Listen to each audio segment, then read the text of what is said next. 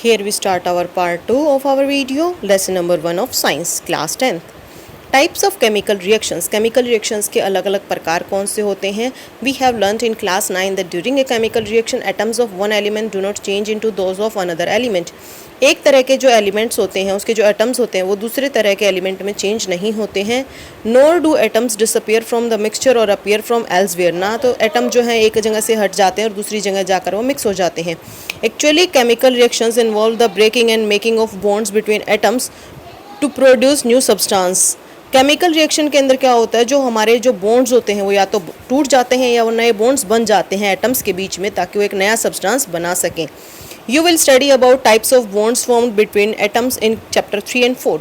Chapter number 3 और 4 में आप पढ़ेंगे, लेसन नंबर 3 और 4 में आके बॉन्ड्स कैसे बनते हैं एटम्स के बीच में. Combination reaction. कम्बिनेशन मतलब क्या होता है, कंबाइन करना. रिएक्शन के अंदर देखें अब. Calcium oxide reacts vigorously with water to produce slaked lime calcium hydroxide releasing a large amount of heat.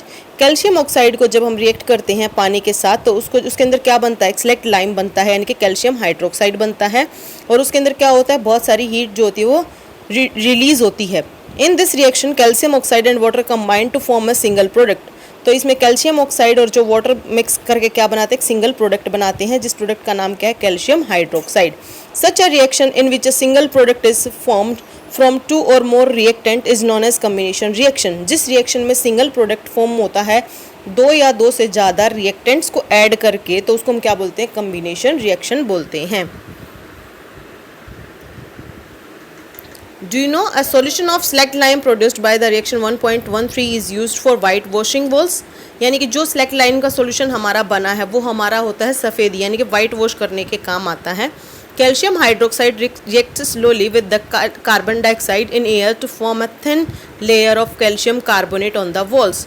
और कैल्शियम हाइड्रोक्साइड क्या होता है, वो धीरे धीरे रिएक्ट करता है कैल्शियम ऑक्साइड के साथ जो कि हवा में अवेलेबल होती है, और उसकी वजह से क्या होता है, पतली सी लेयर जो होती है कैल्शियम कार्बोनेट की वो दीवारों के ऊपर आनी शुरू हो जाती है. Calcium carbonate is formed after 2 or 3 days of white washing and gives a shiny finish to the walls.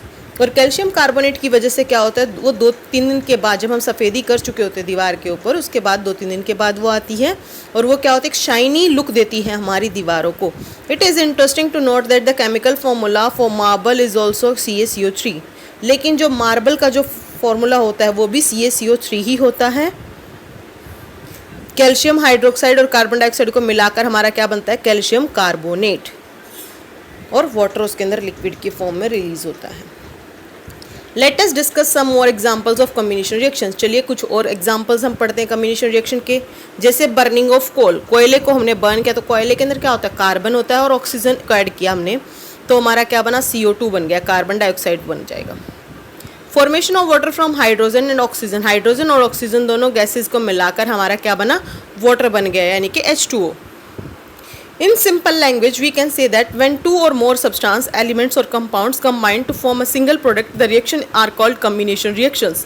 जब हम साधारण भाषा में क्या बोल सकते हैं, जब दो या दो से ज़्यादा सब्सटेंस को मिलाकर कंबाइन करके एक सिंगल प्रोडक्ट बनाते हैं तो उसको हम क्या बोलते हैं, कम्बिनेशन रिएक्शन बोलते हैं.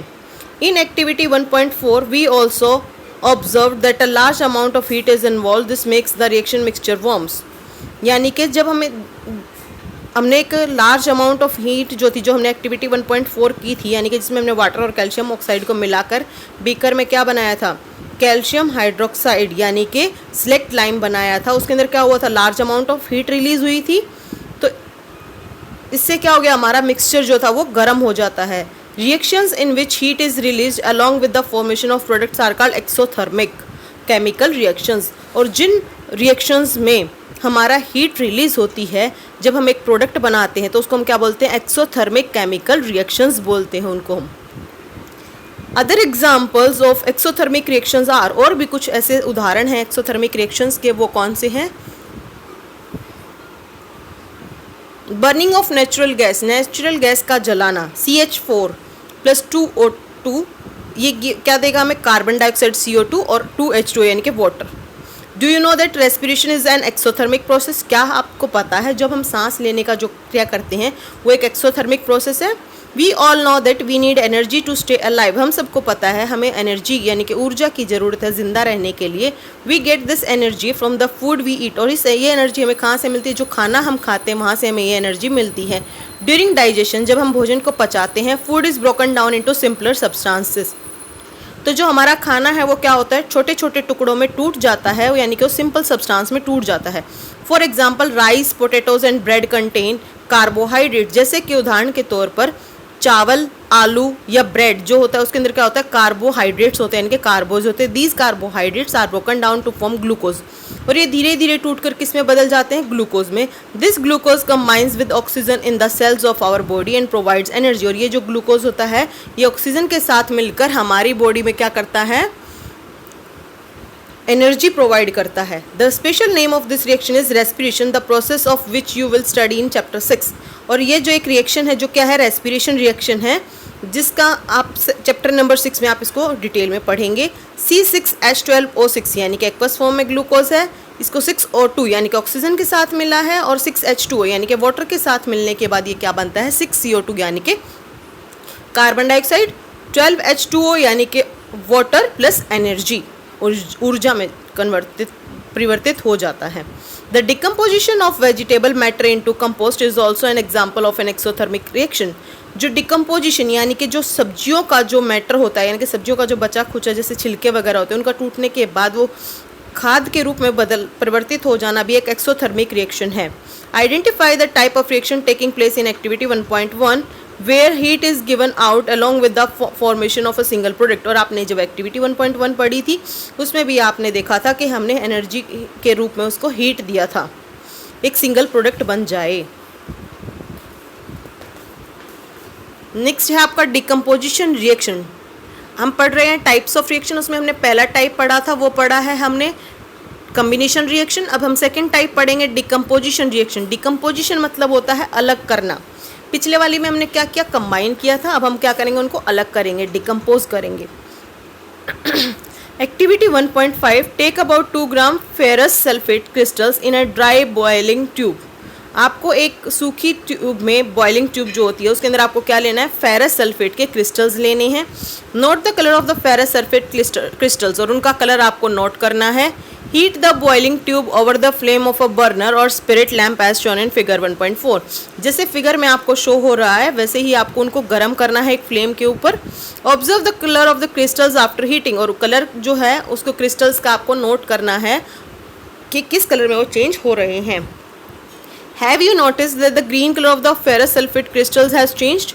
जो ग्रीन कलर था पहले फेरस सल्फेट का वो चेंज हो चुका है। You can also smell the characteristics order of burning sulphur, और आपको एक अजीब सी स्मेल भी उसके साथ आएगी जब आप उसको बर्न कर रहे होंगे। तो FeSO4 को आपने यानी कि फेरस सल्फेट को आपने हीट किया तो क्या बनेगा? उसमें ferric oxide Fe2O3 plus SO2 यानी कि सल्फर ऑक्साइड, और SO3 यानी कि सल्फर ट्राइऑक्साइड, सल्फर डाइऑक्साइड और सल्फर ट्राइऑक्साइड दोनों इसमें आपके रिड्यूस होंगे। In this reaction you can observe that a single reactant breaks down to give simpler products। एक सिंगल प्रोडक्ट था हमारे पास, सिंगल रिएक्टेंट था जो क्या हो गया? हमारा ब्रेक डाउन हो गया अलग अलग प्रोडक्ट्स में। This is a decomposition reaction, यानी कि ये टूटने का कार्य था, यानी कि अपघटन का कार्य था, और ये अलग कर दिया इसने फेरस सल्फेट क्रिस्टल्स को FeSO4 को लूज वाटर के साथ जब हमने हीट किया था तो इसका कलर जो होगा क्रिस्टल्स का वो भी चेंज हो गया था, और डिकम्पोज किस में हो गया? ये फेरिक ऑक्साइड Fe2O3 में, सल्फर डाइऑक्साइड SO2 में, एंड सल्फर ट्राइऑक्साइड SO3 में।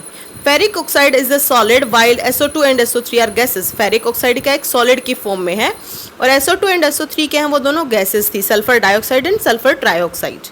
Decomposition of calcium carbonate to calcium oxide and carbon dioxide on heating is an important decomposition reaction used in various industries। और जब calcium carbonate का हम calcium oxide में, carbon dioxide में जब heat करने के बाद निकलते हैं उसमें से, ये भी एक डिकम्पोजिशन रिएक्शन है जो कहाँ पर बहुत सारे इंडस्ट्रीज़ में यूज़ होती है। Calcium oxide is called lime और क्विक लाइम। कैल्शियम ऑक्साइड हमारा क्या होता है? लाइम और क्विक लाइम इसको हम बोलते हैं।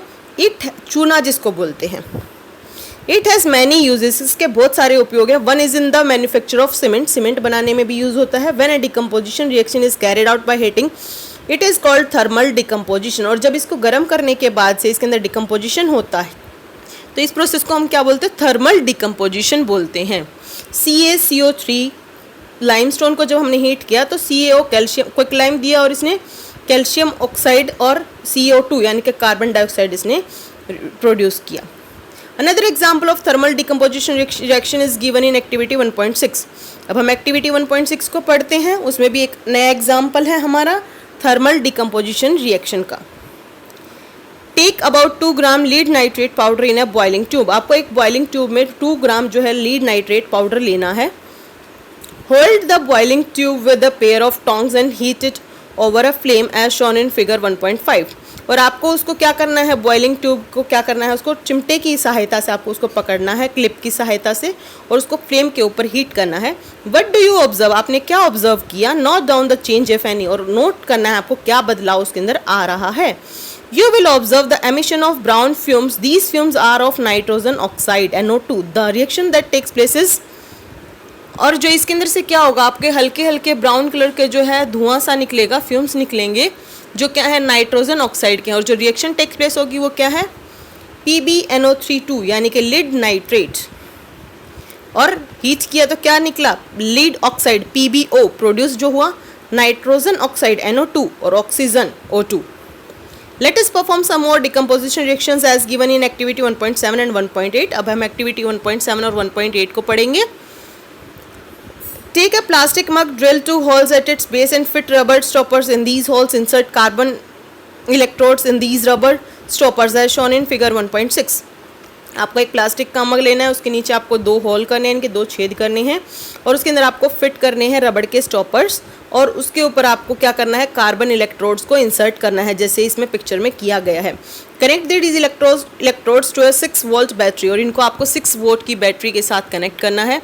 Fill the mug with water such that the electrodes are immersed, और आपको पानी से उस डब्बे को फिल करना है, डिब्बे को, और उसके बाद इतना डिप करना है कि वो जो इलेक्ट्रोड्स हैं वो आपके पानी के अंदर पूरी तरह से डूब जाएं। Add a few drops of dilute sulphuric acid to the water, और फिर इसके अंदर कुछ ड्रॉप्स जो हैं डाइल्यूट सल्फ्यूरिक एसिड की आपको इसके अंदर डालनी है। Take 2 test tubes filled with water and invert them over the 2 carbon electrodes, और आपको 2 टेस्ट ट्यूब पानी से भर के इन कार्बन इलेक्ट्रोड्स के ऊपर उल्टी रख देनी है। Switch on current and leave the apparatus undisturbed for some time, और आपको जो इलेक्ट्रिक बैटरी आपने इसके साथ लगाई है उसको स्विच ऑन कर देना है, और कुछ समय के लिए इसको बिना किसी छेड़खानी के इसको रख देना है। You will observe the formation of bubbles at both the electrodes, आप देखेंगे कि इनके ऊपर बबल बनने शुरू हो गए हैं इलेक्ट्रोड्स के ऊपर। These bubbles displace water in the test tube, और इनकी वजह से क्या है, पानी जो है वो हिलने लग गया है। In the volume of the gas collected in the same in both the test tubes, दोनों टेस्ट ट्यूब्स में आप देखेंगे कुछ गैस इकट्ठी हो चुकी है। Once the test tubes are filled with the respective gases, remove them carefully। जब दोनों टेस्ट ट्यूब में गैस पूरी तरह से फिल हो जाएगी तो आपको उनको ध्यानपूर्वक देखभाल से उनको हटाना पड़ेगा। Test these gases one by one by bringing a burning candle close to the mouth of the test tubes, और आपको दोनों टेस्ट ट्यूब के नज़दीक आपको जलती हुई मोमबत्ती लेकर आनी है और चेक करना है एक एक करके दोनों को। Question, this step must be perform carefully by the teacher. ये आपका जो स्टेप है आपको टीचर की सहायता से ही करना है, टीचर की देखरेख में ही करना है। What happens in each case, दोनों केसेस में क्या होता है। Which gas is present in each test tube, दोनों टेस्ट ट्यूब्स में कौन सी गैस प्रेजेंट थी। Now again activity 1.8, take about 2 gram silver chloride in a china dish, what is its colour. आपको एक चाइना डिश लेनी है यानी कि कटोरी लेनी है, उसमें 2 ग्राम सिल्वर क्लोराइड यानी कि जो कटोरी आप लोग चाइना डिश लेनी है आपको चीनी मिट्टी की, इसमें 2 ग्राम जो आपको सिल्वर क्लोराइड डालना है। इसका कलर आपको चेक करना है। Place this china dish in sunlight for some time, और इसको कुछ समय के लिए सूरज की रोशनी में रख देना है। Observe the colour of the silver chloride after some time, और कुछ समय के बाद आपको सिल्वर क्लोराइड का कलर चेक करना है। You will see that while silver chloride turns grey in sunlight, this is due to the decomposition of silver chloride into silver and chlorine by light. जब आप इसको सूरज की रोशनी में रखते हैं तो आप देखेंगे जो वाइट कलर था उसका सिल्वर क्लोराइड का, वो कैसा हो गया, ग्रे कलर का हो गया है, सिलेटी कलर जिसको बोलते हैं। ये किस वजह से हुआ, डिकम्पोजिशन हो चुका है सिल्वर क्लोराइड का, किसमें, सिल्वर और क्लोरीन में, लाइट की प्रेजेंस में। तो AgCl को हमने जब सनलाइट में रखा तो क्या बन गया, Ag और Cl2। नेक्स्ट है आपका silver bromide, also behaves in the same way. Silver bromide भी हमारा ऐसे ही काम करेगा जैसे हमारा पहले सिल्वर क्लोराइड ने किया है।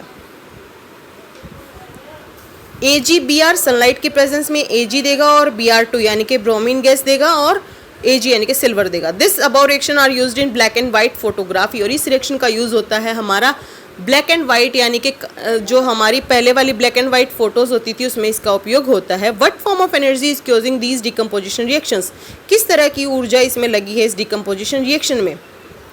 We have seen that the decomposition reactions require energy either in the form of heat, light or electricity for breaking down the reactants.